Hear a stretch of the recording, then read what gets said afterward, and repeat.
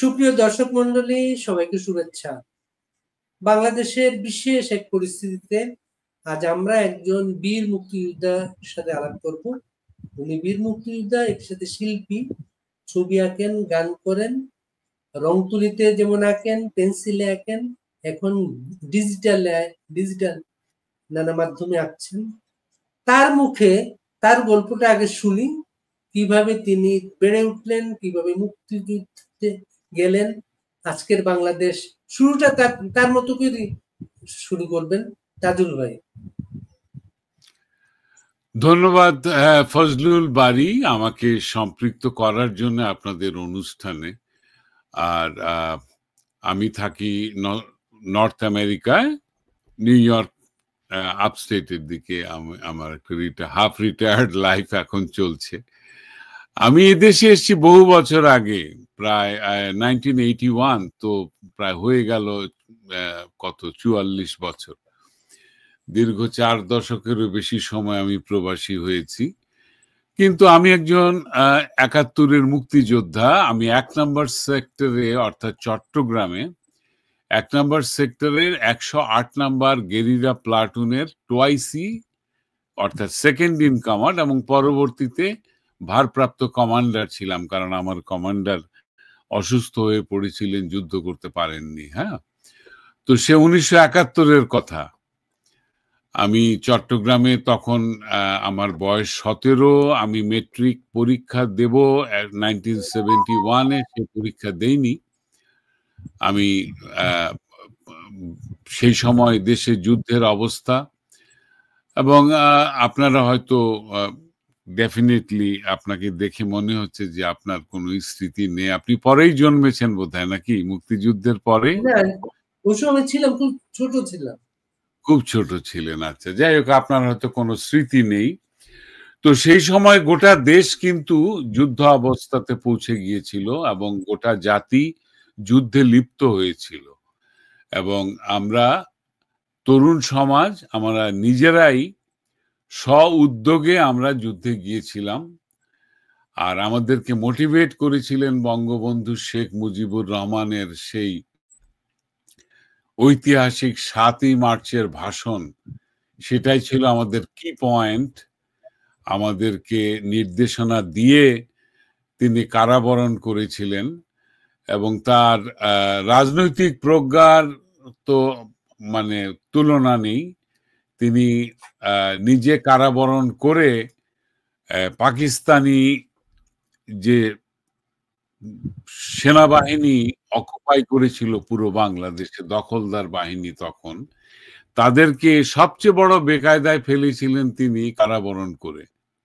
কারণ পাকিস্তান বহির্বিশ্বে বলতে পারছে না যে শেখ মুজিবুর রহমান বিচ্ছিন্নতাবাদী, এটা বলতে পারছিল না, কারণ তিনি তো কারারুদ্ধ, জেলখানায়, এবং সেটা পাকিস্তানে, লাহোরে না কোথায় যেন জেলে রাখা হয়েছে। এবং গোটা জাতি যুদ্ধে ঝাঁপিয়ে পড়েছে, এবং ওরা বেসুমার হত্যা করছিল, যাকে যেখানে পাচ্ছিল হত্যা করছিল। বাঙালি হলেই হত্যা করছিল, বাংলা ভাষায় কথা বললে হত্যা করছিল। প্রথম দিকে তো একদম নির্বিচার, মানে বিচার তো কিছুই ছিল না অফকোর্স। তারা শিক্ষিত এবং তরুণ সমাজকে টার্গেট করেছিল। তো আমরা তো ছিলাম তরুণ, আর যে কোনো সময় আমাদেরকে ধরে নিয়ে গিয়ে মেরে ফেলা বা টর্চার করা, এটা কোনো মানে কোনো অবাক হওয়ার কোনো কিছু ছিল না, খুবই স্বাভাবিক ঘটনা ছিল। কাজেই যুদ্ধে যেতে হবে, যুদ্ধ করতে হবে, অথবা ঘরের ভেতরে রুদ্ধ হয়ে ঘরের মধ্যে একদম লুকিয়ে, খাটের তলায় লুকিয়ে থাকতে হবে। থেকেও কোনো লাভ ছিল না, যখন তখন এসে ধরে নিয়ে যেত, আমাদের মা বোনদেরকে ধরে নিয়ে যেত। সেই মেয়েরা অনেকেই আর ফিরে আসতে পারেনি, চরম নির্যাতনে, অপমানে তাদের মধ্য দিয়ে তাদের জীবন শেষ হয়ে গেছে। হ্যাঁ, তো সেই 71-এর স্মৃতির কথা আমি ডিটেল বলতে গেলে ঘন্টার পর ঘন্টা বলে যেতে পারি। হ্যাঁ, সেই সেই সেই কাহিনীর বর্ণনা শেষ হবে না। তবে যে জন্য আমি গৌরব বোধ করি যে আমরা একটা যুদ্ধে লিপ্ত হয়েছিলাম, যে যুদ্ধটা ছিল বাংলাদেশের স্বাধিকারের জন্য, স্বাধীনতার জন্য, জনগণের মুক্তির জন্য। আমাদের একটা নিজস্ব মানচিত্র হবে, পতাকা হবে, সংবিধান হবে, সরকার হবে, আমরা স্বশাসিত সরকার। আমাদেরকে কেউ আর প্রভু হিসাবে প্রভুত্ব পালাতে আসবে না। আমাদের বাংলার মানুষকে কিন্তু দীর্ঘ দীর্ঘ শত শত বছর এই গোলামি করতে হয়েছে।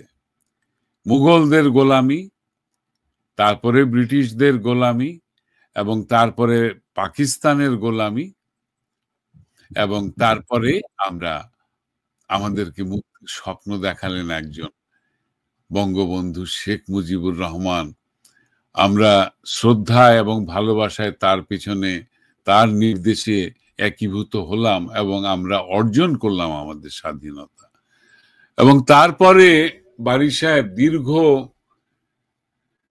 5 দশকেরও বেশি সময়, 71 থেকে 2025, প্রায় 54 বছর আমরা উত্থান পতনের ভেতর দিয়ে গিয়েছি। রাজনৈতিক টার্ময়েল হয়েছে, আমাদের বিভিন্ন রকমের বিপর্যয় বাংলাদেশের ভাগ্যে এসছে, রাজনৈতিক বিপর্যয়, প্রাকৃতিক বিপর্যয়, সবকিছু আমরা কিন্তু অতিক্রম করে যাচ্ছিলাম মানুষের প্রাণের শক্তিতে, মানুষের পরিশ্রমে, সাধারণ মানুষের ইনোভেটিভ, বেঁচে থাকার তাগিদে ইনোভেটিভ যে জিনিসগুলো তারা জীবনে অ্যাডাপ্ট করছিলেন, সেগুলোর ভেতর দিয়ে আমাদের জাতি এগিয়ে যাচ্ছিল। যেগুলো টার্মোয়েল হয়েছে সেগুলো অতিক্রম করেছি আমরা। তার মধ্যে প্রথম ধাক্কাটা এসেছিল বঙ্গবন্ধুকে হত্যার ভেতর দিয়ে। বঙ্গবন্ধুকে হত্যা করাটা একটা দেশীয় এবং আন্তর্জাতিক চক্রান্ত ছিল। আমার ধারণা এর মধ্যে সবচেয়ে বেশি ইনভলভ ছিল যে পরাজিত শক্তি, যারা 71-এ হেরে গিয়েছিল। আপনারা তো জানেন সবাই কারা হেরে গিয়েছে, না? পাকিস্তানি হানাদার বাহিনী সহযোগী ছিল যারা, সেই রাজাকার, আল বদর, আল শামস, জামাতে ইসলাম, ইসলামী ছাত্র সংঘ এবং তাদের সঙ্গে মুসলিম লীগ এবং অন্যান্য আরো ছোটখাটো কিছু ইসলামপন্থী দল, এরা পাকিস্তানের পক্ষ নিয়ে স্বাধীনতা সংগ্রামের বিরোধিতা করেছিল। কিন্তু আমরা তো ডিটারমাইন্ড ছিলাম, আমরা সেই একের পর এক সবগুলো শক্তিকে পরাজিত করেছি।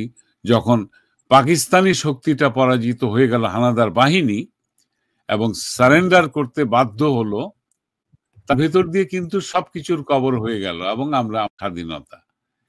এইবারে এই মুক্ত দেশটাতে আমরা ধরে নিলাম, আমাদের নেতারা ধরে নিলেন যে দেশ তো স্বাধীন হয়ে গেছে, এদেশে সবাই নাগরিক, নিশ্চয়ই দেশের ভালো সবাই চাইবে।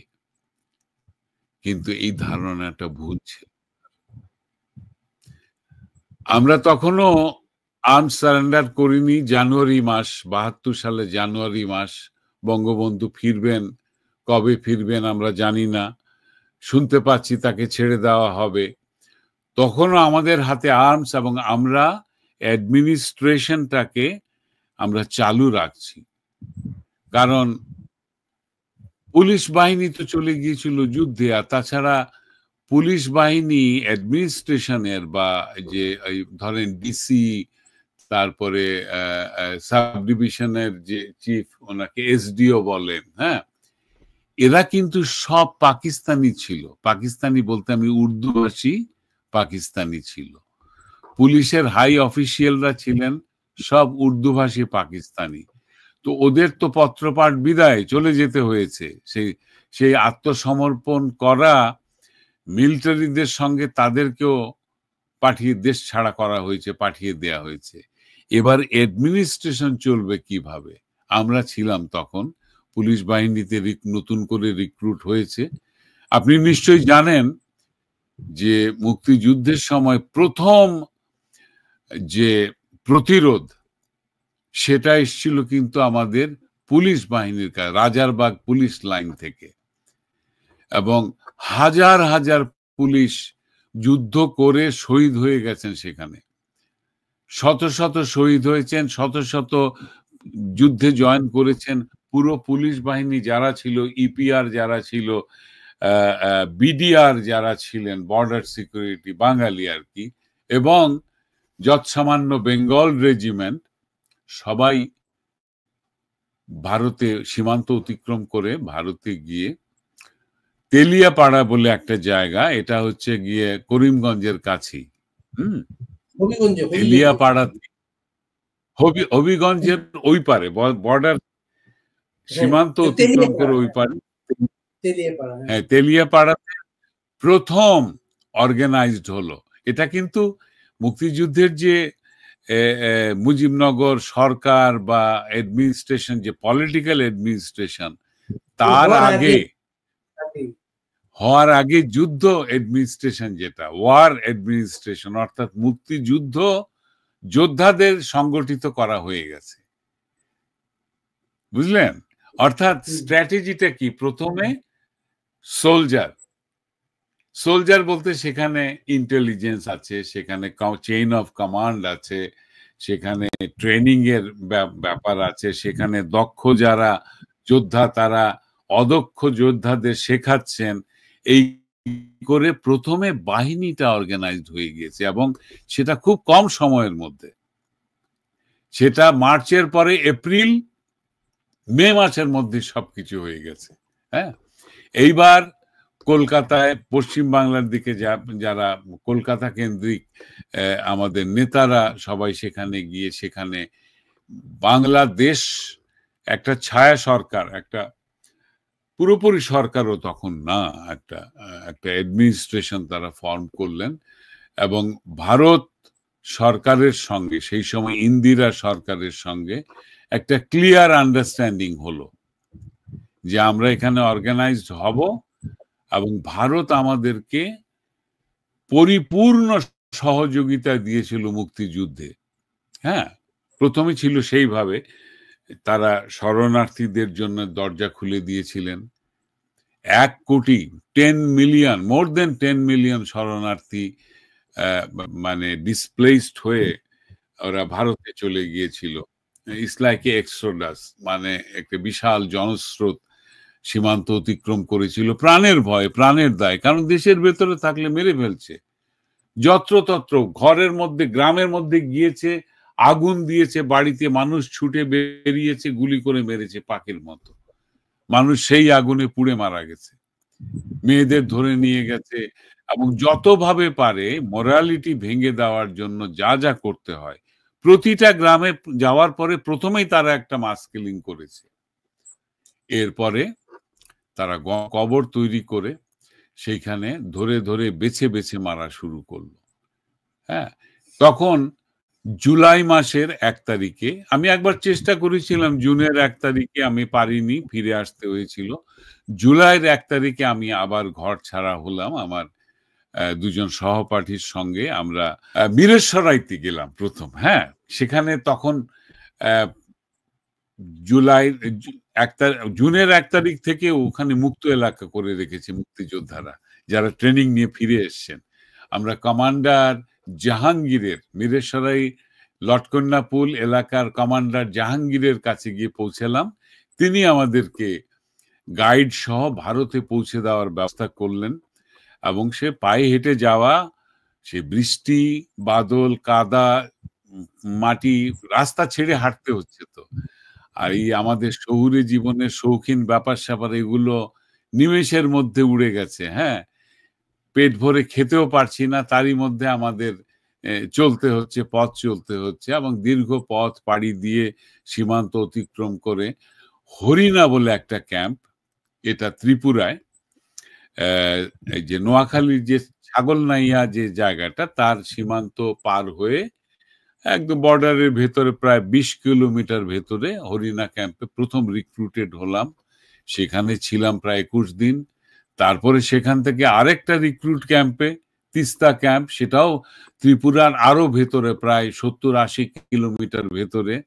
সেইখানে ছিলাম আরো কিছুদিন। সেখান থেকে বাগাফা ট্রেনিং সেন্টার, এটা আমরা নিজেরাই নিজেদেরকে বানিয়ে নিতে হয়েছিল পাহাড়ের ভেতরে। আমাদের গাইড ছিলেন, আমাদের কমান্ডে ছিলেন সব ভারতীয় সৈন্যবাহিনী। তারা আমাদেরকে ট্রেনিং দিয়েছেন, গেরিলা ওয়ারফেয়ারে ট্রেনিং দিয়েছেন। জীবনে গুলতি ছাড়া আর কোনো অস্ত্র ব্যবহার করিনি বাড়ি। আর সেই থেকে প্রথমে 303 রাইফেল, সেটাকে আলগাতে তো শক্ত, এবং 303 রাইফেল একটা প্রচন্ড ইয়ে করে, আঘাত করে যখন গুলি করা হয়। হ্যাঁ, এটা তো স্প্রিং লোডেড না, এটা ম্যানুয়াল রাইফেল। হ্যাঁ, অত্যন্ত শক্তিশালী রাইফেল, কিন্তু দাদুর ভাই, এটা, হ্যাঁ, দাদুর ভাই, আমি একটু বলি, আমি এবং আমি তো মন্ত্রমুগ্ধের মতো শুনছি পুরো বিষয়টা। এবং বিশাল, আপনি তো মানে একজন শিল্পী, একজন মুক্তিযোদ্ধা হিসেবেও আপনার শুরুটা বিশাল ক্যানভাস, ক্যানভাস আপনি মেলে ধরেছেন। এটা যেমন হ্যাঁ, শুরু করেছে কয়েকদিন লাগবে এই কথাগুলো শুনতে, আমরা কিন্তু কয়েকদিনই চলে যাচ্ছি। আমরা আমরা ওই না আমরা বিষয়গুলো যাব আলাদা। না, আমি সংক্ষিপ্ত করছি, আমি আচ্ছা, সংক্ষিপ্ত করছি। তো যাই হোক, সংক্ষেপে সেখান থেকে ট্রেনিং সেন্টার থেকে আবার ফিরে হরিণাতে শপথ করে আমাদেরকে আর্মস নিতে হয়েছিল, এবং আমার প্লাটুনের হাতে আর্মস তুলে দিয়েছিলেন আমার কমান্ডার, সাব সেক্টর কমান্ডার 1 নম্বরের ইঞ্জিনিয়ার মোশাররফ হোসেন, যিনি পরে এমপি এবং মন্ত্রী হয়েছিলেন, গত 50 বছর তাই ছিলেন। অতি সম্প্রতি তিনি রিটায়ার করেছেন, এখন তাকে অ্যারেস্ট করা হয়েছে, যদিও তিনি হুইল চেয়ার বাউন্ড, তাকে খুবই অসুস্থ, ধরে নিয়ে খুবই যাওয়া অসুস্থ। হয়েছে। হ্যাঁ, এইখানে একটা ছবি আছে, আমি একটা ছবি এঁকে তাকে উপহার দিয়েছি বহু বছর পর। হ্যাঁ, সেই ছবিটা যদি একটু দেখানো যায়। রাব্বি কি আছেন লাইন? টু ছবিটা দেখাতে পারবেন? এই ছবিটা, হ্যাঁ, এই যে, হ্যাঁ, ইনি কিন্তু সেই তরুণ বয়সের আমার কমান্ডার ইঞ্জিনিয়ার মোশাররফ হোসেন, যিনি আমার হাতে অস্ত্র তুলে দিয়েছিলেন। আর এখানে একটা কাল্পনিক ছবি এঁকেছি আমি তাকে উপহার দেওয়ার জন্য। এই গত বছর আমি তার হাতে ছবিটা তুলে দিয়েছি। অত্যন্ত খুশি হয়েছেন ছবিটা দেখে, কারণ এটা তার সেই যুদ্ধের 1971-এর তরুণ বয়সের চেহারা। হুম, তো এই ছবিটা আমি একে তাকে উপহার দিয়েছি, এটা তার বাড়িতে আছে। তো যেটা কথা বলছিলাম, যে যুদ্ধের যে প্যাটার্ন ছিল, তখন আমাদের আদর্শ ছিল, তখন আমাদের লক্ষ্য ছিল, আমাদের ডিটারমিনেশন ছিল, আত্মপ্রত্যয় যেটা, সেটা ছিল গভীরভাবে, এবং আমরা অর্জন করেছি। কিন্তু অত্যন্ত দুঃখের সঙ্গে বলতে হচ্ছে, গত 50 বছরে অনেক পলিটিক্যাল টার্মোইল হয়েছে, কিন্তু কখনো কেউ মুক্তিযুদ্ধকে, মহান স্বাধীনতা সংগ্রামকে মুছে দেওয়ার যে নগ্ন একটা চেষ্টা এখন আমি দেখতে পাচ্ছি, সম্প্রতি ঘটে যাওয়া একটা গণ অভ্যুত্থান, যেটাকে অভ্যুত্থান ছাড়া আর কিছু আমি বলবো না, ক্ষমতা দখলের অভ্যুত্থান, এবং অত্যন্ত প্রতারণার সঙ্গে এটা করা হয়েছে। যারা করেছে তাদেরকে আপাতভাবে মনে হচ্ছিল এরা ছাত্র, এরা ছাত্রদের সমস্যা, বৈষম্যহীন একটা সরকারি দাবি নিয়ে তারা গিয়েছিল, কিন্তু তার আড়ালে ছিল একটা অত্যন্ত শক্তিশালী ট্রেইনড মার্সেনারি ভাড়াটে সৈন্য, যারা লাশ ফেলেছে। তারা শত শত, প্রায় 3,000 পুলিশ মেরে ফেলেছে, তাদেরকে মেরে পুড়িয়ে দিয়েছে, ঝুলিয়ে রেখেছে, বীভৎস একটা ত্রাসের রাজত্ব তৈরি করেছে। তারা আমাদের এই গরিব দেশের যত স্থাপনা, যত অর্জন, সেগুলোর মধ্যে এরা আগুন লাগিয়ে দিয়েছে, বাস পুড়িয়ে ফেলেছে, হসপিটাল পুড়িয়েছে। তারা মানে আমার কাছে লিস্ট আছে, আমি ফেসবুকে, আমি এই লিস্টটা পেয়ে, আমি তখনও মানে পুরো লিস্ট নয়, যখন এগুলো চলছে তারই মধ্যে তো অন্তত পক্ষে 200টা ধ্বংসাত্মক কাজ এরা করেছে, করে এই সরকারের পতন করেছে এবং নিজেরা সরকার দখল করেছে। সরকার যদি দখল হয়েও থাকে, অভ্যুত্থান যদি হয়ে থাকে, এটাকে তারা বিপ্লব বলতে চাচ্ছে, ঠিক আছে, বিপ্লব মানলাম। বিপ্লবে তো একটা আদর্শ থাকে বাড়ি, বিপ্লবের একটা লক্ষ্য থাকে, আর তা না হলে এটা একটা হুজ্জত বা একটা হুলিগান, এটা একটা একটা সিম্পল ধ্বংসের কাজ। এখন সবকিছুকে চুরমার করে দিয়ে, অ্যাডমিনিস্ট্রেশনকে ধ্বংস করে দিয়ে, মব একটা মব অ্যাডমিনিস্ট্রেশন চলছে বাংলাদেশে। যে কোনো ব্যাপারে দল বেঁধে যাবে, একটা করে ফেলবে। মবের তো কোনো বিবেক থাকে না, মবের কোনো বুদ্ধি নেই, মবের আছে উচ্ছ্বাস। মব বলতে আমি যে একটা যূথবদ্ধ একটা দল বেঁধে, ডান্ডা হাতে, লাঠি হাতে, রামদা কিরিচ হাতে একদল লোক ছুটে গিয়ে বলছে, এই তোমাকে এটা করতে হবে, এই তুমি বিচারক থাকতে পারবে না। সুপ্রিম কোর্টের বিচারককে ঘাড়ে ধরে নামিয়ে দিয়েছে, ফায়ার করেছে। কোনোটাই এটা আইনগত সিদ্ধ নয়, আইনানুগ নয়, এটা আমার সংবিধানের মধ্যে পরিপন্থী সবকিছু এরা করছে। এখন দেখা যাচ্ছে যে যে একটা অদৃশ্য শক্তি, একটা ডিপ স্টেট কাজ করছে, তাদের লক্ষ্য হচ্ছে 1971-এর মহান স্বাধীনতা আন্দোলনটাকে মুছে ফেলা। হ্যাঁ, এর প্রমাণ কি? ছাত্র আন্দোলন করেছো, ঠিক আছে, তোমাদের বৈষম্য সেগুলো তো ওই সরকারই মেনে নিয়েছিল, যাকগে তারপরে সরকার চলে গেছে, তোমরা দখল করেছো। কিন্তু মুক্তিযুদ্ধের স্মারক ভাস্কর্য, বঙ্গবন্ধুর ভাস্কর্য, সেটাকে এত বীভৎসভাবে একদম ইরেডিকেট করে দেওয়া, যেটাকে নিশ্চিহ্ন করে ফেলা, পুড়িয়ে ভেঙে চুরমার করে, এই আক্রোশটা কেন? তাজুল ভাই, আপনি পয়েন্ট আউট করেছেন ঠিকই, বাংলাদেশে ধরেন বিভিন্ন সময় বিভিন্ন আন্দোলন হয়েছে, কিন্তু মুক্তিযুদ্ধকে টার্গেট করা হয়েছে, এটা কিন্তু আমাদের অভিজ্ঞতা এই প্রথম।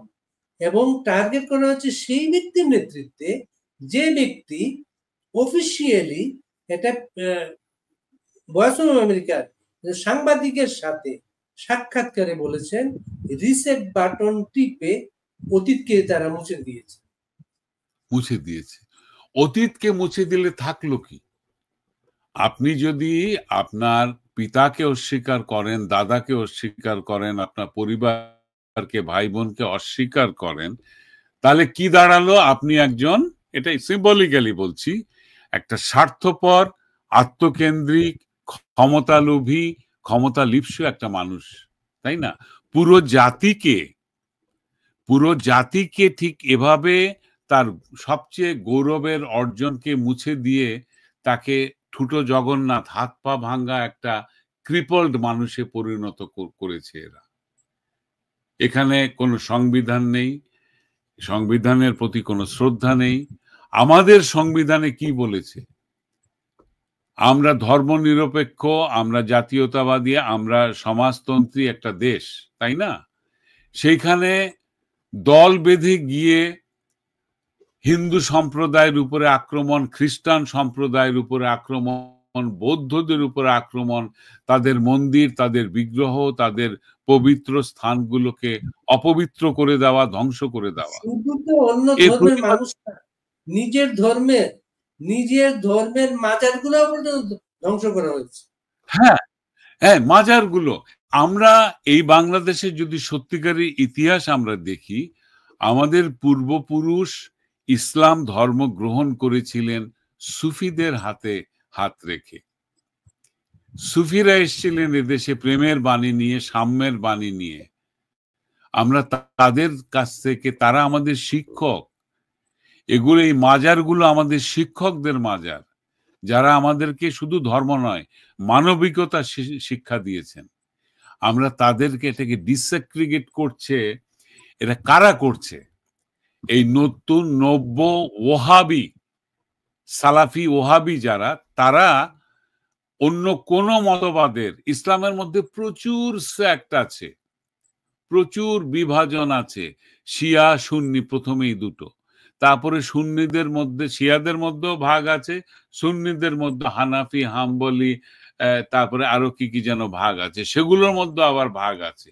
তার মধ্যে ভাঙতে ভাঙতে এসে দেওবন্দি এবং নন দেওবন্দি, আজকে যেখানে এই যে আমাদের এই যে ইয়ে হয়, যে ধর্মসভাটা হয়, এটার নাম কি, তুরাগের বিশ্ব ইস্তেমা যেটা হয়, বিশ্ব ইস্তেমা যেটা হয়, এটা তো আসলে জাস্ট একটা ধর্মসভা যেখানে মুসলমানরা একসঙ্গে, সেখানেও বিভাজন হয়ে দুই ভাগ হয়েছে এবং মারপিট করে মেরে ফেলেছে প্রাণে।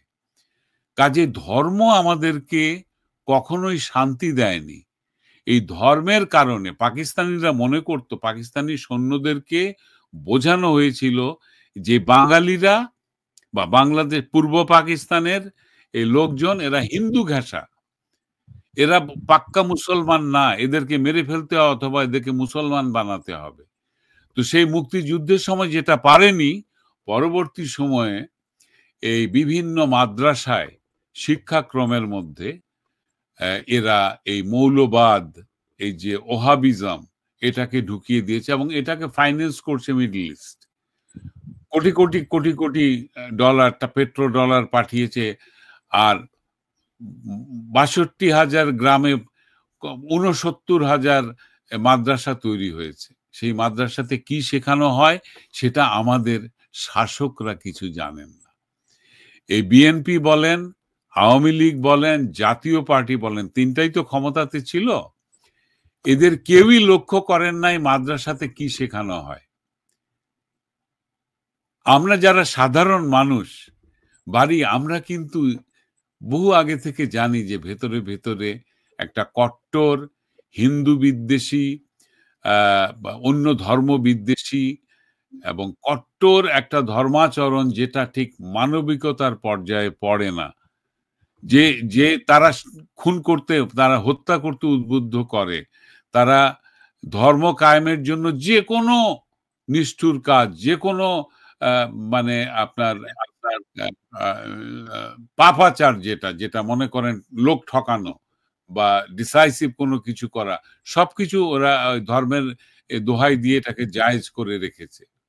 আজকে আমরা দেখতে পাই আমাদের মেয়েরা স্বাবলম্বী হয়ে পরিশ্রম করে ওরা গার্মেন্টস শিল্পে গোটা বিশ্বে ওরা স্থান করে নিয়েছে। তাদের বিরুদ্ধে ফতোয়া হয়েছে যেসব মেয়েরা কাজ করে তাদের উপার্জন হারাম, তাদের কাজ, যারা কাজ করে তারা পতিতা, এই ধরনের অশ্লীল ভাষায় তাদেরকে গালি দিয়েছে।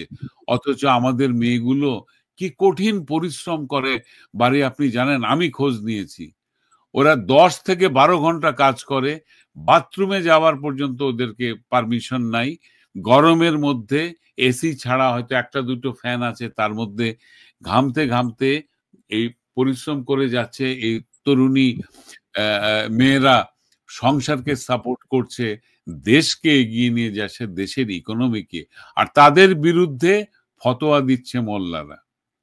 এই করে আমাদের দেশটাকে অন্ধকারের দিকে ঠেলে দেওয়ার চেষ্টা করছে। আর এখন যে সরকার, যারা এখন যে মব, ভাই এখানে আমি একটু ইয়ে করি, আপনি আপনার মুক্তিযুদ্ধে যাওয়ার গল্পে বলছিলেন, আপনাদেরকে তখন স্বপ্ন দেখিয়েছেন একজন মানুষ, তিনি বঙ্গবন্ধু শেখ মুজিবুর রহমান। তার 7 মার্চের ভাষণ ছিল, আপনাদের সেই নির্দেশনা ছিল, কি পয়েন্ট। আজকের বাংলাদেশে বঙ্গবন্ধুকে টার্গেট করা হয়েছে, বঙ্গবন্ধুকে মুছে ফেলার দেওয়ার জন্য প্রক্রিয়া শুরু হয়েছে এবং টার্গেট করা হয়েছে, সবশেষে এসে টার্গেট করা হয়েছে তার বাড়িটি, 32 নম্বর ঐতিহাসিক বাড়িটি। এগুলো যখন দেখলেন আপনি, আপনার মাঝে কি প্রতিক্রিয়া হচ্ছিল? একটু দেখান ছবিগুলো, একটু রাব্বি ছবিগুলো দেখান। প্রথমে দেখান যে সেই সবুজ বাড়িটা, সেই সুন্দর একটা সাধারণ বাড়িটা, আমার আহামরি কিছু ছিল না। 1961 সাল থেকে বঙ্গবন্ধু এই বাড়িতে থাকতেন। 1961 সালে বাড়িটা কিনেছিলেন। সাধারণ একটা বাড়ি, এটাকে প্রাসাদ টাসাদ কিছু বলা যাবে না, এটা সিম্পল সাধারণ একটা বাড়ি।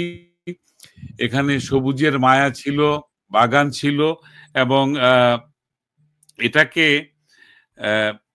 এই বাড়িটাকে বাড়িটা কিন্তু আর বঙ্গবন্ধুর বাড়ি না, এটারও বাড়ি নয়।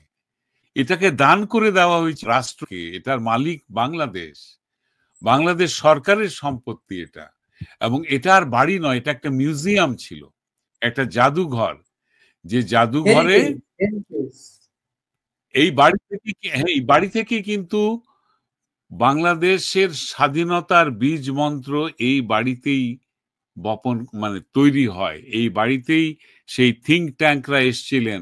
আমাদের তো স্বাধীনতায় ফাউন্ডিং ফাদার্স তো আরো অনেকে আছেন, সৈয়দ নজরুল, তাজউদ্দিন, কামরুজ্জামান, এদের এই যে নেতাদের, তার পরবর্তীতে আরেক সেট নেতা ছিলেন, ছাত্র নেতা যারা ছিলেন, হ্যাঁ, এরা কিন্তু এই বাড়িতে বসেই সবকিছুর পরিকল্পনা করেছেন। এই বাড়িটা মিউজিয়াম ছিল। এখানে বঙ্গবন্ধুর ব্যবহার করা কিছু জিনিস ডিসপ্লেতে রাখা হয়েছে, কিছু নথিপত্র, দুর্মূল্য নথিপত্র, যেগুলোর পুরোপুরি ধ্বংস করে দিয়েছে। এটার উপরে আক্রোশ কি কারণে? যদি শেখ হাসিনা ফেইলিওর সরকার হয়ে থাকেন, তাহলে সেই সরকার তো চলে গেছে, তাহলে রাষ্ট্রীয় সম্পত্তি কেন ভাঙা হবে? শেখ হাসিনা তো 550 মসজিদ বানিয়েছেন। এবার কি আমরা তাহলে সেই মসজিদগুলো গিয়ে ভেঙে দেব? আগের সরকারের আমরা কি তাহলে পদ্মা সেতু ভেঙে দিব? আমরা তাহলে মেট্রো রেল বন্ধ করে দেব? এটা তো সম্ভব না। দেখেন এই বাড়িটার এখন কি হয়েছে, একটু দেখান। এই বাড়িতে এখন এই হয়েছে।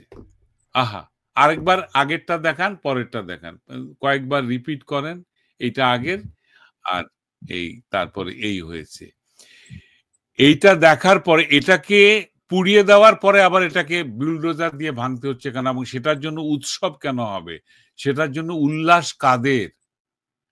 যারা যারা স্বাধীনতা, মহান স্বাধীনতা আন্দোলনকে, তার স্থপতিকে, তার সব চিহ্নকে, আমাদের মুক্তি সংগ্রামের সব চিহ্নকে যারা মুছে দিতে চায়, তারা কারা? তারা তো ছিল সেই পাকিস্তানের রাজাকার বাহিনী। দেশ আজকে রাজাকারদের হাতে। আজকে 15ই আগস্টে এখানে কাওয়ালির, উর্দু কাওয়ালির আসর হয়। পাকিস্তান থেকে গায়করা সেখানে গান করে যায়। সেই উৎসব, মানে আমাদের বুদ্ধিজীবী হত্যা দিবসে সেখানে নুসরাত ফতে আলী এসে কাওয়ালি গান করে যাচ্ছে। এটা তো আমাদের সংস্কৃতি ছিল না। আমাদের লালন আজকে নিষিদ্ধ। লালন উৎসব, নারায়ণগঞ্জের লালন উৎসব নিষিদ্ধ করা হয়েছে। কারা করেছে? একদল একদল লোক, একদল মৌলানা, মাথায় টুপি টুপি পরা। এইসব কুফরি কাজ বন্ধ করতে হবে। অথচ দামাদ্দাম মাসকাতা লন্ডন যে গান, এই কাওয়ালি যেটা পরিবেশন করলেন পাকিস্তানের গায়ক নুসরাত ফতে আলী, এটা কিন্তু কালান্দার শাহর মাজারের গান।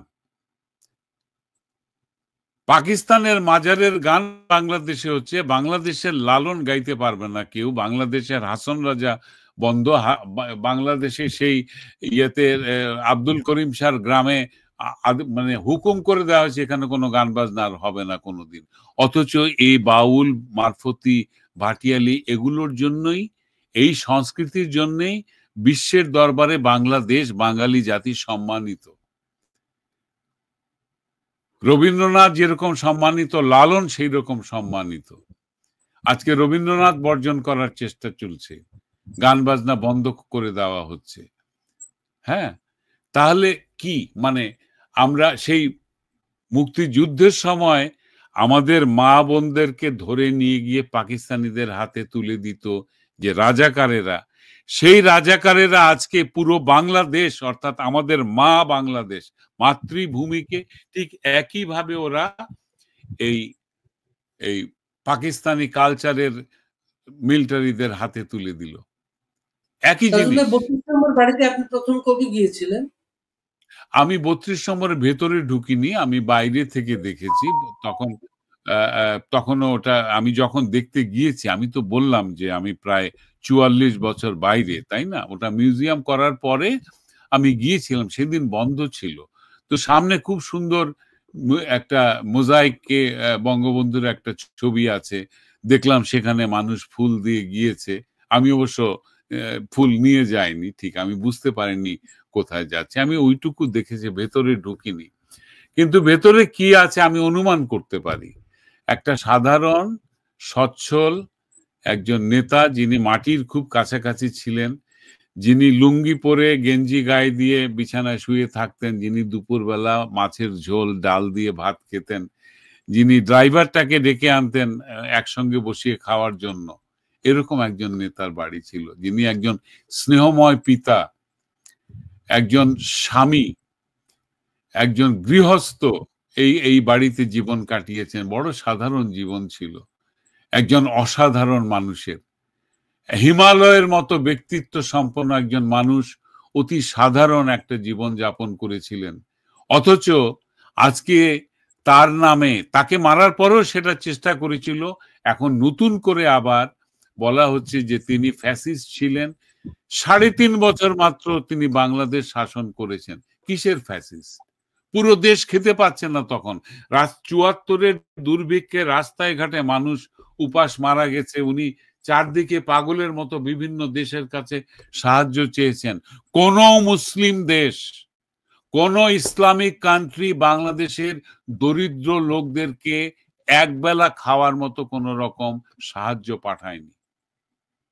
অথচ এই বাংলাদেশ যখন এই কি বলে গাজা স্ট্রিপে মানুষের উপরে অত্যাচার হলো বা অত্যাচার করছিল, ইসরায়েলিরা তাদেরকে ডিসপ্লেস করছিল, ধ্বংস করছিল, তখন বাংলাদেশ থেকে এই ফিলিস্তিনিদের জন্য সাহায্য পাঠানো হয়েছে।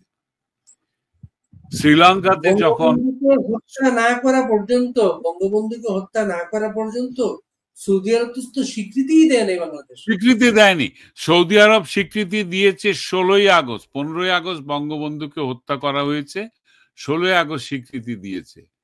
সৌদি আরবের বাদশার সঙ্গে বঙ্গবন্ধুর এক মিটিং হয়েছিল একটা জায়গায়, কোন একটা ইসলামী সামিটে তিনি গিয়েছিলেন। আলজিয়ার্সে ওআইসি সম্মেলনে, সেই সম্মেলনে ওখানে বঙ্গবন্ধুর সঙ্গে একটা ক্লোজ ডোর মিটিং এর মতো হয়েছিল আর কি। সেখানে সৌদি আরবের বাদশাহ তখন বলছে, বাদশাহ কে ছিলেন তখন? ফাহাদ বোধহয়, হ্যাঁ, বাদশাহ ফাহাদ, আজিজ বা কেউ, আমার নামটা মনে নেই, যাই হোক, সেই বাদশাহ শেখ শেখ মুজিবুর রহমান বঙ্গবন্ধুকে বললেন যে, Mujib, why don't you declare Bangladesh as a Islamic Republic? Bangabandhu বললেন যে আমার দেশ তো ইসলামিক রিপাবলিকের জন্য স্বাধীন হয়নি, আমরা গণতন্ত্রের জন্য স্বাধীন করেছি। এটা গণতান্ত্রিক দেশ, এখানে মুসলমান ছাড়াও আরো অন্যান্য ধর্মের লোকজন আছে, অন্যান্য নৃগোষ্ঠী আছে যারা নিজেদের আদিবাসী বলে থাকেন, আদিবাসীরা রয়েছে, এর সব মিলিয়ে বাংলাদেশ। আমি শুধু মুসলমান যুদ্ধ করে, রাইট রাইট, তো সেটা সবার দেশ, সেখানে আমি তো এরকম করতে পারি না। বলে কেন পারবে না, তোমার দেশে তো অলমোস্ট 80% মুসলমান সেই সময়। হ্যাঁ, বলে হ্যাঁ, ইসলাম কারো ধর্মে কেউ তো কোনো বাদ সাধেনি। ধর্ম নিরপেক্ষ মানে ধর্মহীনতা নয়, ধর্ম নিরপেক্ষ মানে তোমার ধর্মটা তুমি পালন করবে পরিপূর্ণ স্বাধীনতায়, ওর ধর্মটা ও পালন করবে পরিপূর্ণ স্বাধীনতায়। কিন্তু আমাদের দেশের মানুষের মগজের মধ্যে তো বিষ ছড়ানো হয়েছিল। তো সেই মিটিংটা কি করে শেষ হলো বলি, খুব ইন্টারেস্টিং। বঙ্গবন্ধু তখন বললেন যে, ইয়োর হাইনেস, আপনি তো 100% মুসলমানের দেশ, আপনি তো ইসলামিক রিপাবলিক ঘোষণা করেননি। Saudi Arab is kingdom of Saudi Arabia, right? রাজতন্ত্র, এটা তো প্রজাতন্ত্র নয়। দ্যাটস ইট, সঙ্গে সঙ্গে মিটিং শেষ, বাচ্চা উঠে চলে গেলেন, আর কোনো কথাই বললেন না। কোন সভ্য মানুষ, কোন সভ্য নেতা আরেকজন নেতাকে এইভাবে অ্যাব্রাপ্টলি উঠে যায় না। অ্যাটলিস্ট বলতে পারে যে, না, nice talking to you, but তুমি ভেবে দেখো এটা করবে কিনা, এইটুকু তো বলতে পারতেন না। উনি উঠে চলে গেলেন। তো আমার নেতা বঙ্গবন্ধু, আমার জাতির পিতা, দরিদ্র একটা দেশ তখনও খেতে পাচ্ছে না, উপোস লোক মারা যাচ্ছে, তখন উনি বলেছেন, তো মানুষ গণতন্ত্রের প্রতি শ্রদ্ধা রেখে, মানুষের প্রতি শ্রদ্ধা রেখে তিনি বলেছিলেন যে না, আমার দেশকে আমি ইসলামিক রিপাবলিক করতে পারি না, কারণ এটা সবার দেশ। আর সত্যিকারের ইসলাম, যেটা মানবিক ধর্ম, সেটার চর্চা কিন্তু আমাদের মাটিতে বহু বহু কাল ধরে চলে আসছে, তাই না? আমাদের এখানে শিয়া আছে, সুন্নি আছে, আহমদিয়া আছে, বিভিন্ন সেক্টের মুসলমানেরা আছেন, কারো ধর্মে কেউ তো বাদ সাধেনি। তো সেই মানুষটাকে এখন ফ্যাসিস্ট বলা হচ্ছে, ও তিনি রক্ষী বাহিনী বাড়িয়েছিলেন। কেন আপনার র্যাব বানান নাই? র্যাব একটা অ্যাডমিনিস্ট্রেটিভ পাওয়ার তো লাগবে। তো একটা সদ্য স্বাধীন দেশে যেখানে থানা ঠিক মতো কাজ করতে পারছে না, কারণ পুলিশ নেই, এনাফ পুলিশ ছিল না, তো অ্যাডমিনিস্ট্রেশন চালানোর জন্য রক্ষী বাহিনী করেছেন। রক্ষী বাহিনী তো বিডিআর এর মতোই বা বিজিবির মতোই একটা আর্ম ফোর্স। তাকে এখানে ফ্যাসিস্টের তো কিছু নেই, তাকে তো দেশটা চালাতে হবে নাকি? আচ্ছা বাড়ি, আপনাকে এই আলোচনাটা খুব বেশি রিজিড হয়ে যাচ্ছে। হ্যাঁ, একটা সাধারণ প্রশ্ন করি, আপনাকে করছি। হ্যাঁ, কখনো ক্যান্টনমেন্টের ভেতরে ঢুকেছেন? যে কোনো ক্যান্টনমেন্ট, ঢাকা, খুলনা, কুমিল্লা, যশোর, চট্টগ্রাম, ক্যান্টনমেন্টের সীমানার ভিতরে যখন আপনি ঢুকবেন, রাস্তার মধ্যে একটা সিগারেটের বাট নেই, এটা ছেঁড়া কাগজ নেই, কেউ ওখানে নর্দমায় দাঁড়িয়ে পেশাব করছেন। ওখানে ঘাসগুলো সব মসৃণ সুন্দর করে কাটা, গাছগুলো খুব সুন্দর, এই নিচের দিকে চুন লাগানো যাতে পোকা না ওঠে গাছের মধ্যে। হ্যাঁ, তো ক্যান্টনমেন্টের ভিতরে এত সুন্দর পরিবেশ, বাইরে কেন না? জানেন সেটা? আপনি ক্যান্টনমেন্টের ভেতরে দাঁড়িয়ে দাঁড়িয়ে সিগারেট খেয়ে একটা সিগারেটের টুকরা ফেলবেন, ওই মিলিটারি পুলিশ দেখা মাত্র এসে আপনাকে ওটা তো তোলাবেই, কানে ধরে 100 বার উঠবোস করাবে। আর সেটা যদি আপনি করতে রাজি না হন, তখন তার হাতে যে হান্টার আছে ওইটা দিয়ে আপনাকে ফিজিক্যালি টর্চার করবে। এটা যে আইনসঙ্গত সেটা আমি বলছি না, কিন্তু এই মারের ভয়ে পুরো ক্যান্টনমেন্টের ভেতরে কিন্তু ক্লিন, পরিষ্কার সবকিছু। বেরিয়ে আসবেন, সঙ্গে সঙ্গে দেখবেন যে মানুষ রাস্তায় দাঁড়িয়ে পেশাব পায়খানা করছে, গালিগালাজ করছে, থুতু ফেলছে, আবর্জনা ফেলছে। মানে বাংলাদেশের যে অভিজাত যে এলাকা, ধানমন্ডি, গুলশান, সেই সবের ভেতর আপনি দেখবেন যে ওই ডাস্টবিনের ভেতরে ময়লাটা ফেলছে না, রাস্তায় ছুড়ে ফেলে দিয়ে চলে যাচ্ছে। এই যে শাসনের অভাব, মানে ইমপ্লিমেন্টেশন অব ল, যে আপনি রাস্তায় আবর্জনা ফেললে আপনাকে ফাইন করা হবে বা আপনার নাগরিক দায়িত্ব এটাকে ঠিক পরিষ্কার রাখা, এই দায়িত্বটা বাঙালিদের নাই, বাংলাদেশের সাধারণ মানুষের নাই। ধনী, গরিব, শিক্ষিত, অশিক্ষিত সবাই এ ব্যাপারে একই রকম বদ একটা স্বভাব এদের। দাদুল ভাই, আপনি সাধারণ মানুষের আমি পয়েন্টটা বলে ফেলি। তো শাসন যদি কঠিন হয় সেটাকে স্বৈরাচার বলা যায় না। কেউ যদি কঠিন শাসনে একটা দেশকে চালাতে চায়, শৃঙ্খলায় আনতে চায়, তাকে স্বৈরাচার বলে তাকে ইয়ে করা, ট্যাগ দিয়ে দেওয়া, এটা ঠিক নয়। কারণ অ্যাডমিনিস্ট্রেশনের পাওয়ার থাকতে হবে। আজকে আপনি বাংলাদেশে কেউ কোনো মামলা নিয়ে পুলিশের কাছে যায় না, কারণ পুলিশ এগিয়ে আসে না। পুলিশ কোথাও হেল্প করতে যায় না, কারণ পুলিশ মার খেয়েছে, পুলিশকে মেরে ফেলা হয়েছে। গতকালকে আমি দেখলাম এক পুলিশ অফিসার কেঁদে কেঁদে বলছেন, তার গলা ধরে এসছে কথা বলতে গিয়ে, যে আমার চারপাশে যে আমার সহকর্মী ছিল তাদেরকে আমি আর দেখি না। তিনি অত ডিটেল করে বললেন না যে তাদেরকে তো মেরে ফেলা হয়েছে, তিনি বললেন তাদেরকে আমি দেখি না। আমরা জনগণের কাছে যাই, জনগণ উল্টো আমাদেরকে ধাওয়া দেয়। কিন্তু পুলিশ ছাড়া তো অ্যাডমিনিস্ট্রেশন চলে না। এই পুলিশকে তো এই ক্ষমতাটা দিতে হবে, সেই জন্য পুলিশকে স্বৈরাচার বলা তো ঠিক হবে না, তাই না? দাদুল ভাই, আপনার যুদ্ধে স্বাধীন দেশে, আপনি আমরা অনুষ্ঠান শুরুর আগে আপনি আপনার যুদ্ধের নেতা, যিনি রাজনৈতিক নেতা, ইঞ্জিনিয়ার মোশাররফ সাহেবের কথা বলছিলেন। উনি সেই রাজনৈতিক, উনি আমার কমান্ডার, যুদ্ধের নেতা, মানে যুদ্ধের উনি উনি কমান্ডার। আপনার কমান্ডার, উনি আপনার হ্যাঁ, কমান্ডার। মুক্তিযুদ্ধের নেতাদের খুঁজে খুঁজে আজ তাদেরকে গ্রেফতার করা হচ্ছে, তাদের বাড়িঘর ধ্বংস করা হচ্ছে। আপনি সর্বশেষ গাজীপুরে যে ঘটনাটা দেখলাম, গাজীপুরের প্রতিরোধ যুদ্ধ যেই মুক্তিযোদ্ধার নেতৃত্বে শুরু হয়েছিল, সে আপু মোজাম্মেল হক, তার বাড়িটা ধ্বংস করতে যাওয়া হয়েছে। তার বাড়িটা যারা ধ্বংস করতে গিয়েছে তাদেরকে গ্রেফতার না করে যে লোক যারা বাধা দিচ্ছিল তাদেরকে গ্রেফতার করা হয়েছে। তাহলে এটা কোন আইনের দেশ চলছে বলেন? কোন আইনের চলছে? এখন শুনলাম যে ডেভিল হান্ট, শয়তান মারবে।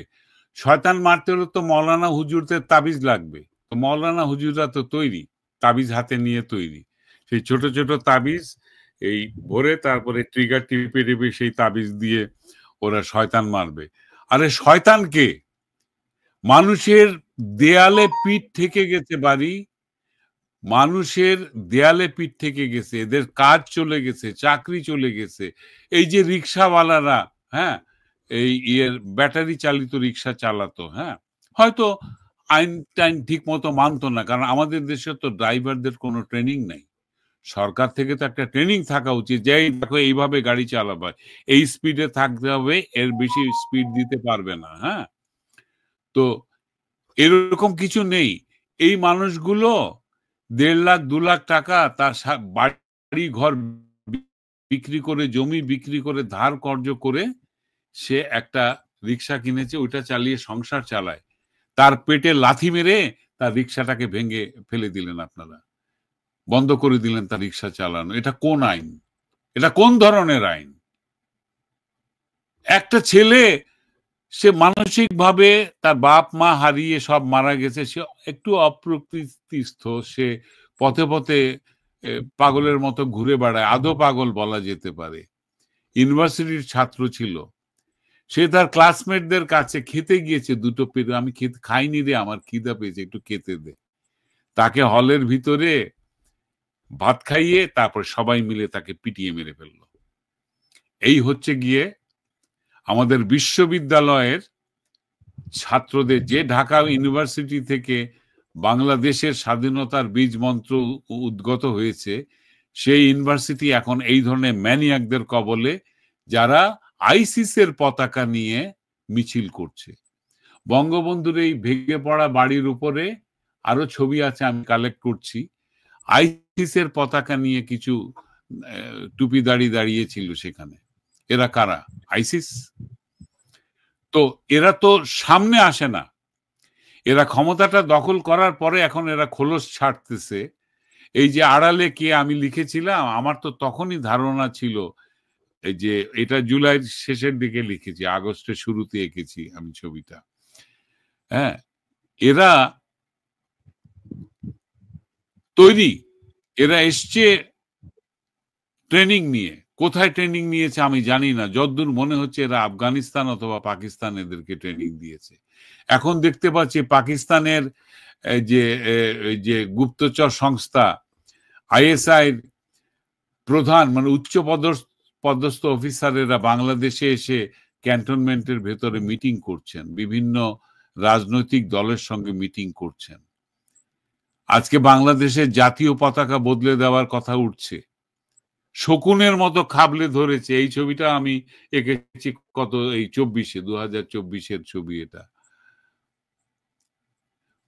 ওই ছবিটা একটু দেখান তো রাব্বি, ওই যে একটা বিগ্রহ ধ্বংস হয়ে গেছে, একটা মেয়ে মাটিতে পড়ে কাঁদছে, ওইটা একটু দেখান ছবিটা। হ্যাঁ, এইটা, হ্যাঁ, এই ছবিটা নিয়ে একটু কথা বলি। এই ছবিটা কিন্তু আজকের আঁকা নয়, এটা 2014-তে আঁকা। হ্যাঁ, তখন তো আওয়ামী সরকার, তাই না, বা তার আগের সরকার, যাই হোক, আওয়ামী সরকার। এই সময়ও কিন্তু এই ধর্মান্ধরা এই হিন্দুদের মূর্তি ভেঙেছে, মণ্ডপে আগুন দিয়েছে, বাড়িঘরে আগুন দিয়েছে, তাদেরকে বিভিন্নভাবে নিগ্রহ করেছে। এই একটা সম্প্রদায় দিনে দিনে ক্ষীণ হতে হতে এখন প্রায় বিলীন হয়ে গেছে। ঠিক পাকিস্তানে যেরকম কোনো হিন্দু নেই, কোনো খ্রিস্টানও নেই, ঠিক বাংলাদেশেও এরা তাই করতে চাচ্ছে, পাকিস্তানের প্যাটার্নে আরেকটা পাকিস্তান বানাতে চাচ্ছে।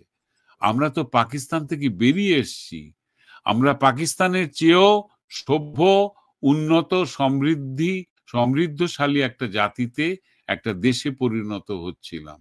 আমাদেরকে এই সব কিছু ভেঙে, এই যেখানে ছবিটা এঁকেছি দেখেন, আমি সিম্বলিক্যালি এই মেয়েটার লুটিয়ে পড়া, মাটিতে লুটিয়ে পড়ে কাঁদছে যে মেয়েটা, তার শাড়ির আঁচলটা লাল, তার শাড়িটা সবুজ। এটাই আমার বাংলাদেশ। আমার বাংলাদেশ মাটিতে পড়ে কাঁদছে, আমার হিন্দু বাংলাদেশ মাটিতে পড়ে কাঁদছে, কারণ আমার মুসলমান বাংলাদেশ তাদের ঘরে আগুন দিয়েছে বলে। এই বিভাজন যারা তৈরি করেছে, এরা কি করে দেশের মঙ্গল আনবে? কি করে এরা গণতন্ত্রের কথা বলে? গণতন্ত্রই যদি হয় সেখানে, তাহলে তো সবার অধিকার থাকতে হবে। কেউ যদি ফেল করে, যেমন এই ছবিটাও আমি এঁকেছি ঠিক এরকম, এটাও অনেক আগে রাখা, এটা সম্ভবত আমি জানি না, এটাও এরকম 2014-13 এরকম সময় আঁকা। সংখ্যালঘুদের উপরে আক্রমণ, আমার ভেতরটা পুড়ে যায় জানেন কেন পড়ে? কারণ আমিও তো ওদের মতো দেশ হারা। আজকে আমি বুঝতে পারি দেশ হারানোর যন্ত্রণা কি। বাড়ি, আমি তো ভালো আছি, আমি আমেরিকাতে আছি, আমি লেটেস্ট মডেলের গাড়ি চালাই, আমার 2টো এসইউভি আছে, আমি হাইওয়েতে আমার টায়ার ফ্ল্যাট হয়ে গেলে আমার বড়জোর একটা ফোন কল করতে হবে, আমার এজেন্সি এসে আমার টায়ার বদলে দিয়ে চলে যাবে। আমি গ্রোসারি স্টোরে গেলে আমার খাবার অভাব নেই, আমার ছেলে মেয়ে ভালো পড়াশোনা করছে। তাহলে আমি কেন বাংলাদেশকে নিয়ে চিন্তা করি? কারণ আমরা যারা বাঙালি প্রবাসে আছি বা দেশেই আছি, আমাদের ভেতরে তো একটা বাংলাদেশ আছে। সেই বাংলাদেশটাকে ঠিক আমরা মায়ের স্মৃতির মতো, মাকে যেভাবে আমরা ভালোবাসি, দেশকেও ভালোবাসি। আজকে আমার মা বেঁচে নেই, কিন্তু বাবাও বেঁচে নেই, কিন্তু তারপরে আমি বাংলাদেশের মাটিকে আমি মা মনে করছি।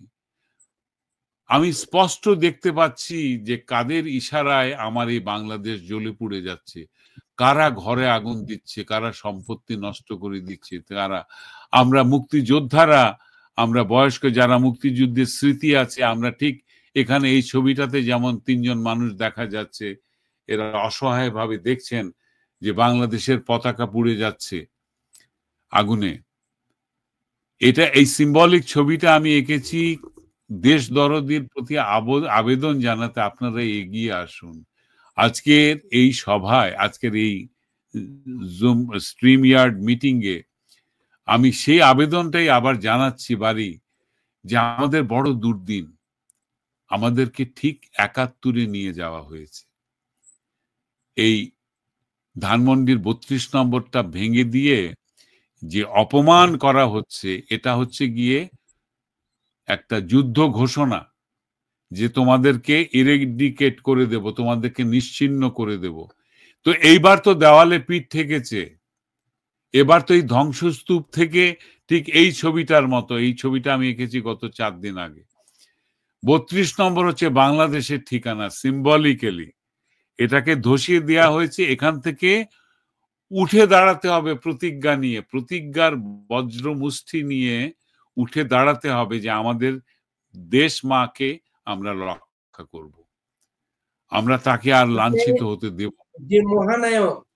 যে মহানায়ক আপনাকে, আপনার আপনার প্রজন্মকে স্বাধীনতার স্বপ্ন দেখিয়েছে, যুদ্ধে নিয়ে গেছে, সেই মহানায়কের বাড়ি ঘোষণা দিয়ে বাংলাদেশে ধ্বংস করা হয়েছে। এবং টাইম ফ্রেম বেঁধে আমরা এতটার সময় বুলডোজার নিয়ে রওনা হব, আমরা এতটার সময় পৌঁছবো, আমরা এই কাজগুলো করব।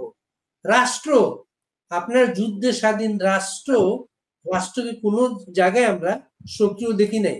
এই বাড়িটা ভাঙা শেষ হওয়ার পরে 48 আওয়ার্স পরে রাষ্ট্র কথা বলতে শুরু করেছে যে এটা ভাঙবে না, এটা সেটা না কিছু, অমুকের কথার আক্রোশ থেকে ঘটনাটা ঘটেছে। কিন্তু এখন পর্যন্ত কারা কারা ভেঙেছে, কারা কিভাবে করেছে, সমস্ত কিছু ডকুমেন্টেড। কোন একটা মানুষকে ধরার জন্য আইনের আওতায় না, ওরা এখন কি কি কি কি বলছে জানেন? বাড়ি ওরা বলছে যে কই এতই যদি বড় নেতা হয়ে থাকেন, এতই যদি হৃদয়ের নেতা হয়ে থাকেন, কই একটা মানুষ তো আসেনি প্রতিবাদ করতে। হ্যাঁ, আমি এই ন্যারেশনের একটা জবাব দিই। একজন মহিলা গিয়েছিলেন, একজন মহিলা ওখানে দাঁড়িয়ে খুব কাতর হয়ে বলেছেন যে আপার বাড়িটা ভেঙে ফেলছে। তাকে বীভৎসভাবে মানে ভায়োলেট করা হয়েছে সেখানে, মানে তাকে মানে মেরে ফিজিক্যালি মারধর তো করেছে। একজন নারীর হাতে গায়ে হাত তুলে কারা? বিকৃতকামী, এই যৌন বিকৃতি আছে এরকম মানুষরা করে। আর এই বীভৎস মব যাদের কোনো মা বোনের প্রতি সম্মান নেই, এই মহিলাকে এইভাবে অপমান করছে। একজন মহিলা গিয়েছিল, তাকে অলমোস্ট মেরে ফেলার দশা, কিভাবে প্রাণে বেঁচেছেন কে জানে। তো সেখানে এখন যাচ্ছে না, তার অর্থ এই নয় যে হৃদয় থেকে তাকে মুছে ফেলেছি। পুড়ে যাওয়া বাড়িটা কিন্তু একটা সিম্বল, যেহেতু প্রতীক, এই প্রতীকে আঘাত করা হয়েছে। কাজে পুরো দেশবাসীর উচিত এখন এটাকে একদম টোটালি এটার বিরুদ্ধে সব জায়গা থেকে একযোগে উঠে দাঁড়ানো। এদের পেছনে কিন্তু লোক নেই। এই ভিড় ভাট্টার মধ্যে কিন্তু আমাদের যারা খবর সংগ্রহ করতে গিয়েছিল তারা এসে বলেছে বাড়ি যে এখানে বেশিরভাগ বিহারিরা বেরিয়ে এসছে। বিহারিরা চিরকালই এরা বিশ্বাসঘাতক, এদেরকে পাকিস্তানও গ্রহণ করেনি, গাদ্দার হিসেবে এদেরকে ত্যাগ করেছে। বাংলাদেশের মাটিতে এরা বুনো শুয়োরের মতো বংশ বিস্তার করেছে কাদার মধ্যে, এই নালায় নর্দমায় থেকে। এদের বাসস্থান নর্দমার মতো, সেখানে জেনেভা ক্যাম্প, সেই ক্যাম্পের মধ্যে তারা থাকে। তারা বাঙালি হয়নি, বাঙালি হতে চায়নি, এই দেশের মানুষ হয়নি, দেশকেও ভালোবাসেনি। আজকে এই মুহূর্তে তারা তাদের পূর্বপুরুষের প্রতিশোধ নিতে এসছে। আমার কথা হচ্ছে বাড়ি, বাংলাদেশ সামরিক বাহিনী সেখানে গেল আর লোকজন এই ভুয়া ভুয়া করে চিৎকার করলো, তারা উঠে চলে গেল। বাংলাদেশ সেনাবাহিনীর মধ্যে কি একজনও মুক্তিযোদ্ধাদের সন্তান নেই? আমাদের সন্তানেরা কি মিলিটারি হতে পারেনি? আমাদের সন্তানেরা কি বাংলাদেশকে ঠিক মুক্তিযুদ্ধের চেতনায় ভালোবাসে না? ওরা পাকিস্তানের কাছে নত জানু? ওরা মৌলবাদী মোল্লাদের কাছে নত জানু? ওরা আরাবিয়ান পেট্রো ডলারের কাছে নত জানু? বাংলাদেশটাকে ওরা উচ্ছন্নে যেতে দিচ্ছে, চোখের সামনে এসব অন্যায় দেখেও তারা কোনো প্রতিকার করছে না। তারা অংশ নিচ্ছে না, কিন্তু প্রতিকারও করছে না। প্রতিকার না করাটাই তো একটা অংশগ্রহণ করা। তুমি হতে দিচ্ছ। ডক্টর ইউনূস এখন যতই ইনিয়ে বিনিয়ে মিষ্টি কথা বলেন, শেখ হাসিনা বক্তৃতা দিয়েছে বলে এটা হয়েছে, ভাঙা তো শুরু হয়েছে বক্তৃতা দেওয়ার আগে। আর ওইরকম বক্তৃতা উনি প্রতি মাসেই তো একটা দুটো করে দিচ্ছে। বিভিন্ন বিশ্বের বিভিন্ন জায়গায় যারা আওয়ামী লীগার আছেন প্রবাসী, তারা আয়োজন করেছেন, সেখানে নেত্রীর বক্তৃতা আমরা শুনেছি ইয়েতে সোশ্যাল মিডিয়ার মাধ্যমে, সেখানে বড় লার্জ স্ক্রিনে প্রজেকশনের মাধ্যমে দেখানো হয়েছে, বা ফেসবুকে ইয়েতে কি বলে ইউটিউবেও পাওয়া যায় সেই বক্তৃতাগুলো। কই তখন তখন তখন উনি তো বক্তৃতা করেই যাচ্ছে, হঠাৎ করে এখানে ইয়ে করতে হলো কেন? এই ৩২ নম্বর ভেঙে এটা কি প্রমাণ করতে চাইলো তারা? যে তো তারপরে আরো সব নেতাদের বাড়ি ঘর সব পুড়িয়ে দিচ্ছে। তোফায়েল আহমদ কবে মারা গেছেন, তার সেই বাড়িটা ভোলাতে গিয়ে তার বাড়িটা পুড়িয়ে দিয়েছে। এরা শুরু করেছে তো আগে। এরা এখন মঈনুদ্দিন খান বাদলের কবরের মধ্যে কবরটাকে, হ্যাঁ মৃত্যু পদযাত্রী, তোফায়েল আহমদ খুবই বাজে অবস্থা, যেগুলো হয়তো মারা যাবেন। তোফায়েল আহমদ তো মৃত্যু পদযাত্রী, কিন্তু হ্যাঁ মারা যাবে। ইয়েতে মঈনুদ্দিন খান বাদলের কবরের মধ্যে জুতা স্যান্ডেল রেখে আগুন লাগিয়েছে যখন ওদের সংগ্রাম চলতে, মানে 5ই আগস্টের পরের দিন, 6 বা 7ই আগস্ট চট্টগ্রামে করেছে এটা। তো এরা তো এসেছে মিশন নিয়ে। এদের মিশন হচ্ছে বাংলাদেশের স্বাধীনতা আন্দোলনকে, মুক্তিযুদ্ধকে মুছে দেওয়া। বাংলাদেশে এখন বাড়ি দুটো দলে বিভক্ত মানুষ। একটা মুক্তিযুদ্ধের পক্ষে যারা মুক্তিযুদ্ধকে সম্মান করেন, আর আরেক দল এটার বিপক্ষে। মাঝখানের লাইনটা কিন্তু ড্র হয়ে গেছে এখন। বিপক্ষের এখন লোকজনই তো এখন ক্ষমতায়। হ্যাঁ, এখন মুক্তিযুদ্ধের পক্ষের মানুষদেরকে মেরে ফেলার চেষ্টা হচ্ছে, মেরে ফেলছে, বাড়িঘর পুড়িয়ে দিচ্ছে, চাকরি থেকে বরখাস্ত করছে, স্কুল শিক্ষকদেরকে জুতার মালা পরিয়ে কি বলে পদত্যাগ করতে বাধ্য করছে। এগুলোর অর্থ কি? এগুলোর এখন অর্থ এদের ঘুরে দাঁড়ানোর মন্ত্র কি তাজুল ভাই? হ্যাঁ, এই মানুষগুলার এখন ঘুরে দাঁড়ানোর মন্ত্রটা কি? বা এই যে মন্ত্র কার নেতৃত্বে? মুক্তিযুদ্ধ, মন্ত্র বাংলাদেশ, ৩২ নম্বর বাংলাদেশের ঠিকানা। আপনার ঠিকানা যদি কেউ ভেঙে দেয় আপনাকে প্রোটেক্ট করতে হয়। আপনার ঘর যদি ভেঙে দেয়, ৩২ নম্বর হচ্ছে বাংলাদেশের বাবার বাড়ি, পিতৃভূমি। ওটা শেখ হাসিনার পার্সোনাল কিছু এখন আর নয়। আর এই প্রতীকী ধ্বংসের মধ্য দিয়ে আমরা উঠে দাঁড়াবো বলে আমাদের প্রতিজ্ঞা করতে হবে। এটাকে মেনে নিলে আমরা চিরকালের জন্য ক্লীব হয়ে থাকব। আমি আহ্বান জানাবো যারা মুক্তিযুদ্ধের সপক্ষে আছেন, আবার ৭১ এসছে, ঠিক ৭১ যেরকম ভাবে আমরা প্রতিকার করেছিলাম, প্রতিরোধ করেছিলাম, এখনো সেটাই করতে হবে। আর লুকিয়ে একজন থেকে কাজ নেই। মুক্তিযোদ্ধা হিসেবে একজন মুক্তিযোদ্ধা হিসেবে আপনি এখন শেখ হাসিনার ফিরে আসার কোন সম্ভাবনা দেখেন, বা কিভাবে আসতে পারে, ফিরে আসতে পারেন শেখ হাসিনা? এই এই একটা ব্যাপারে আপনাকে একটা কথা বলি। শেখ হাসিনার বয়স কত হয়েছে? কত? ৭৮? ৭৪। না, ৭৫ না, ৭৬। ৭৬ অথবা ৭৭ হবে। হ্যাঁ? আমার ৭১ হলে আমার থেকে কমপক্ষে ৫-৬ বছরের বড়। উনি ৭৬-৭৭ হবে। উনি স্ট্রেসের মধ্যে আছে। ডেফিনিটলি একটা ভয়ঙ্কর স্ট্রেসে। একে তো পুরো পরিবার তাকে হত্যা করা হয়েছে নির্মমভাবে। সেটাকে উনি অতিক্রম করেছেন। এখন তাকে চক্রান্ত করে ক্ষমতাচ্যুত করা হয়েছে। তিনি তো ইলেকশনের জন্য তৈরি হচ্ছিলেন। ঠিক আছে, ইলেকশন দাও, আসো, যেই আসবে আসো। এখন কথা হচ্ছে যে নেত্রী ডেফিনিটলি মুক্তিযুদ্ধের পক্ষে আর নেতৃত্ব দেওয়ার মতো কেউ নেই। এইখানে একটা আওয়ামী লীগের বিশাল ব্যর্থতা, যে পরের সারির নেতা তৈরি করেননি তারা। এখন যেটা হবে, আমি মনে করি নেত্রী ঠিক জায়গায় নেত্রী থাকুন, কিন্তু গ্রাসরুট লেভেল থেকে যারা নেতৃত্ব দেওয়ার যোগ্যতা রাখে তাদেরকে উঠে আসতে হবে। বিপদ মাথায় করে, আগুন মাথায় করে, আগুন লেগে যাওয়া একটা জঙ্গলের ভেতর দিয়ে তাদেরকে বেরিয়ে আসতে হবে, এবং তখনই আগুনে পুড়ে তারা সোনা হয়ে যাবে। আজকের নেতৃত্ব যারা দেবে তারা হবে সত্যিকারের খাঁটি নেতা। তরুণ সম্প্রদায়কে আসতে হবে। বেশিরভাগ বুড়ো নেতাদেরকে তো জেলখানায় ভরে ফেলেছে, যে কোনো দিন জেল হত্যা হবে।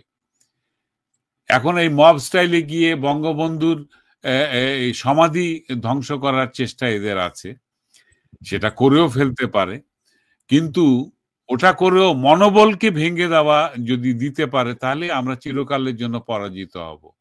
কিন্তু সেই মনোবল, যারা জেলখানায় যেসব নেতারা আছেন, যেমন আমার কমান্ডার ইঞ্জিনিয়ার মোশাররফ হোসেন কিন্তু জেলে এখন, হ্যাঁ, আর জেলে না থাকলেও বয়সের কারণে স্বাস্থ্যের অবনতি হয়েছে, এরা নেতৃত্ব দেওয়ার মতো শক্তি এখন এদের আর নাই, ফিজিক্যাল নাই। তাহলে কি আওয়ামী লীগ অদৃশ্য হয়ে যাবে? আওয়ামী লীগের পটেনশিয়াল নেতারা আছে না, স্থানীয় নেতারা আছে না, উপজেলা পর্যায়ে আছে, গ্রাসরুট লেভেলে গ্রাম পর্যায়ে পর্যন্ত আওয়ামী লীগ আছে। এই মুহূর্তে সামনে এগিয়ে আসলে এর মধ্যে কানেক্টিভিটি হতে হবে।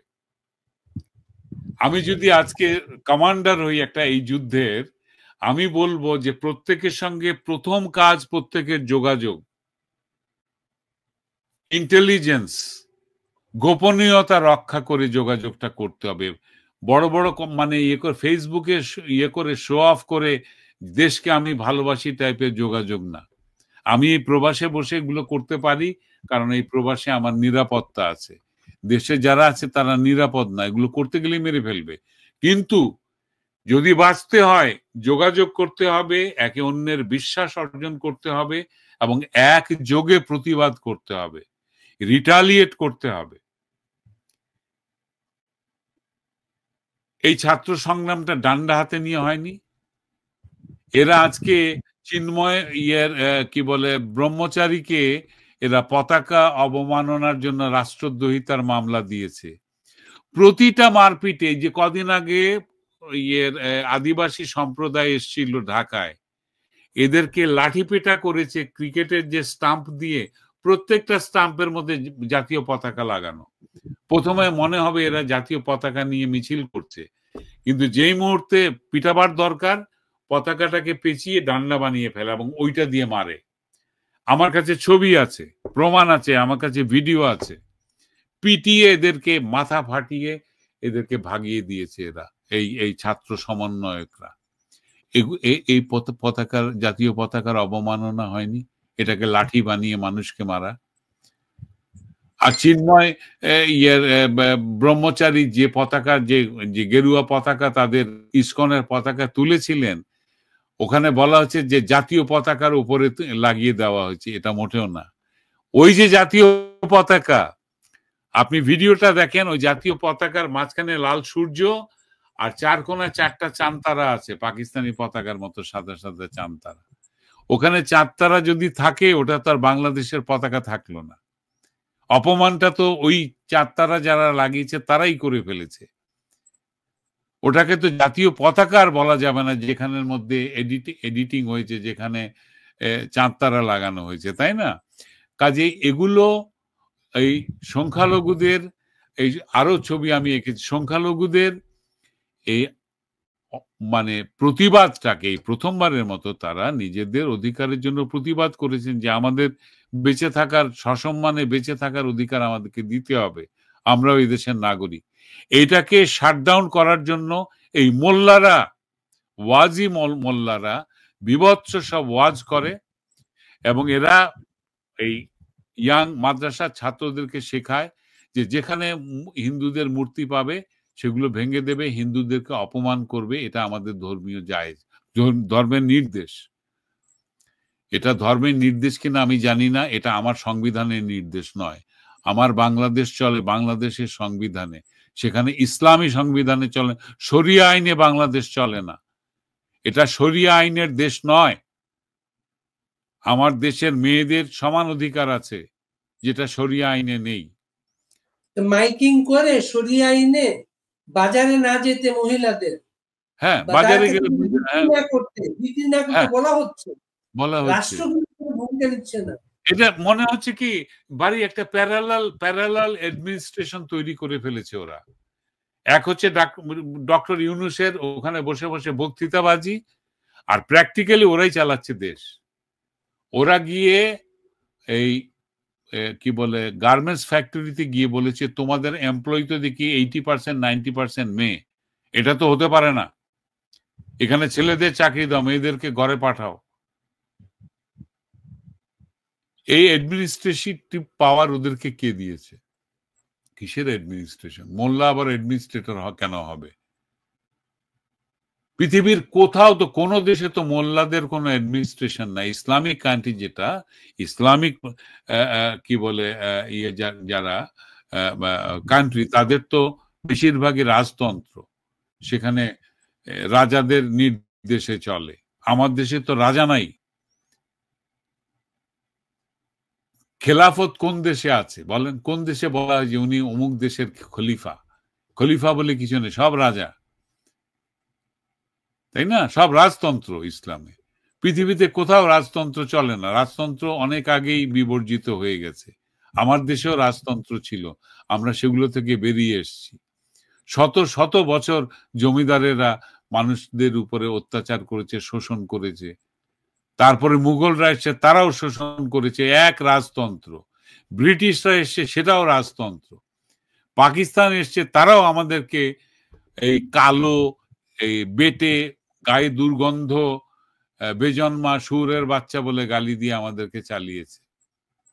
তাজুল ভাই, আপনি বিশাল ক্যানভাস নিয়ে আমরা কথা বলছি, আরো কথা বলবো। আপনার বয়স আপনি বললেন 71, সেই 71 বয়সী একটু তরুণ। আপনি নতুন প্রজন্মের ছেলেদের প্রতি, ছেলে মেয়েদের প্রতি, এই বাংলাদেশটাকে রক্ষার জন্য মুক্তিযুদ্ধের বাংলাদেশকে রক্ষার জন্য আপনার কোনো আহ্বান থাকলে আমাদেরকে বলতে পারেন আপনি। আমি আহ্বান করছি, বাংলাদেশ আবার অধিকৃত হয়েছে 1971-এর মতো। এটা বিভিন্ন অ্যাঙ্গেল থেকে বাংলাদেশের উপরে আক্রমণ চালানো হচ্ছে, ধর্মীয়, সাংস্কৃতিক, অ্যাডমিনিস্ট্রেটিভ, শিক্ষা, সব দিক থেকে আক্রমণ করা হচ্ছে, মৌলবাদী আক্রমণ। আপনাদের এটাকে রুখে দিতে হবে, উঠে দাঁড়াতে হবে। আপনার আওয়ামী লীগ করার দরকার নেই। আপনি মুক্তিযুদ্ধের সপক্ষে থেকে বাংলাদেশে গণতান্ত্রিক অধিকার মানুষকে ফিরিয়ে দেওয়ার যে যুদ্ধ এখন চলছে, ঠিক 71-এর যুদ্ধের মতো আপনারা একে অন্যের মধ্যে সংযোগ, বিশ্বাসের ভিত্তিতে সংযোগ করেন এবং প্রতিরোধ করেন, প্রতিবাদ করেন, যেভাবে পারেন উঠে দাঁড়ান।